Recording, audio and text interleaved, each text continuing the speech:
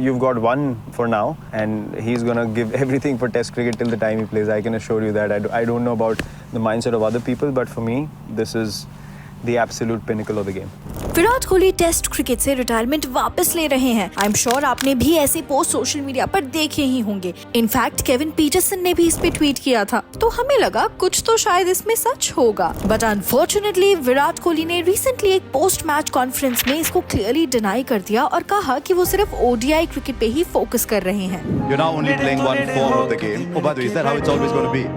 Yes, that's how it's always going to be. I'm just playing one form of the game. लेकिन इस दौरान कुछ ऐसा हुआ जिससे ये साबित हो गया कि विराट ने टेस्ट क्रिकेट में रिटायरमेंट अपनी मर्जी से नहीं ली, बल्कि उन्हें मजबूर किया गया था। आप ही सोचिए, जिस प्लेयर के लिए टेस्ट क्रिकेट सबसे पहली प्रायोरिटी थी, वो आखिर इस फॉर्मेट से इतना जल्दी कैसे रिटायर हो गया? तो कौन था इस पॉलिटिक्स के पीछे और क्या था the real reason behind Virat's retirement in the test format? Let's find out in today's video.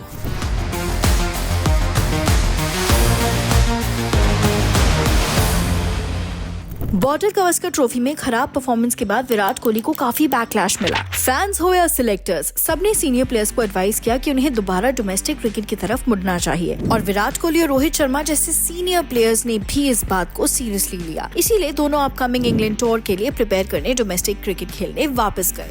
फरवरी 2025 में विराट कोहली दिल्ली के लिए रेलवेज के अगेंस्ट रणजी ट्रॉफी का मैच खेलते हैं। ये उनका 13 साल बाद पहला रणजी मैच था, पर अनफॉर्चुनेटली यही उनका लास्ट रेड बॉल गेम बन गया। इस मैच के बाद कुछ दिन पहले विराट नेट्स में प्रैक्टिस करते हुए स्पॉटेड हुए थे। फैंस को लगा कि ये रणजी प्रेपरेशन है, लेकिन ध्यान से देखो तो उनके साथ प्रैक्टिस करवा रहे थे संजय बैंगर, जो 2014 से 2022 तक इंडिया के बैटिंग कोच रहे। मतलब विराट क्लियरली इंग्लैंड टूर के लिए इंटेंस प्रेपरेशन मोड में थे। रिटायरमेंट वाला माइंडसेट तो दूर दूर तक नहीं था। लेकिन फिर इंग्लैंड टूर से सिर्फ 1 महीना पहले Virat Kohli suddenly test cricket से रिटायरमेंट अनाउंस कर देते हैं और नेचुरली लोगों ने इसके लिए सिलेक्टर अजीत अगरकर और कोच गौतम गंभीर को ओपनली ब्लेम करना शुरू कर दिया। पर ना विराट ने कोई एक्सप्लेनेशन दिया, ना गंभीर ने कभी कुछ बोला। लेकिन स्टोरी में ट्विस्ट तब आया जब इंडिया साउथ अफ्रीका के अगेंस्ट होम में 2-0 से टेस्ट सीरीज हार जाती है और इसके बाद विराट के बड़े भाई विकास कोहली एक शॉकिंग पोस्ट डालते हैं। विकास लिखते हैं, एक टाइम था जब हम ओवरसीज में जाके जीतने के लिए खेलते थे और अब घर पर भी मैच ड्रॉ करने का सोच रहे हैं। ऐसे ही होता है जब अननेसेसरी चीजों को बदलने की कोशिश करते हो। और बस फैंस ने इस पोस्ट को रिटायरमेंट कंट्रोवर्सी से कनेक्ट करना स्टार्ट कर दिया। ये स्टेटमेंट क्लियरली गौतम गंभीर और अजीत अगरकर को टारगेट कर रहा था, who wanted a young team and wanted to eliminate superstar culture। जरा पीटीआई की ये रिपोर्ट देखिए, जिसके मुताबिक गौतम गंभीर टीम में फुल अथॉरिटी चाहते थे and selectors too wanted a young team. इसी के साथ जब विराट कोहली ने रिटायरमेंट अनाउंस की, उन्होंने भी इनडायरेक्टली वही पॉइंट रेस किया कि उन्हें उस नए सेटअप में वो फ्रीडम फील नहीं हो रहा था जो एक सीनियर प्लेयर के हिसाब से उनके लिए इम्पोर्टेंट था। As of now Virat Kohli सिर्फ ओडीआई सेटअप का हिस्सा है और रिपोर्ट्स के हिसाब से एक और मीटिंग शेड्यूल की गई थी उनके और रोहित शर्मा के 2027 ओडीआई वर्ल्ड कप पार्टिसिपेशन को लेके। लेकिन साउथ अफ्रीका के अगेंस्ट पहले ही मैच में विराट सेंचुरी मार देते हैं और लग रहा है मैनेजमेंट को अब शायद उस एक्स्ट्रा डिस्कशन की जरूरत ही ना पड़े। इसके बाद विराट की बहन ने भी इंस्टाग्राम पर एक क्रिप्टिक स्टोरी डाली जो अगेंस्ट सिलेक्टर्स और कोच गंभीर पर ही टारगेट करती दिखी। हालांकि ना विराट ना गंभीर ने इस पूरी कंट्रोवर्सी पर कुछ मीडिया में बोला, पर कुछ जेस्चर्स क्लियरली ये हिंट देते हैं कि इंडिया के सबसे सक्सेसफुल टेस्ट कैप्टन अपनी मर्जी से नहीं बल्कि फोर्स करके रिटायर करवाए गए थे।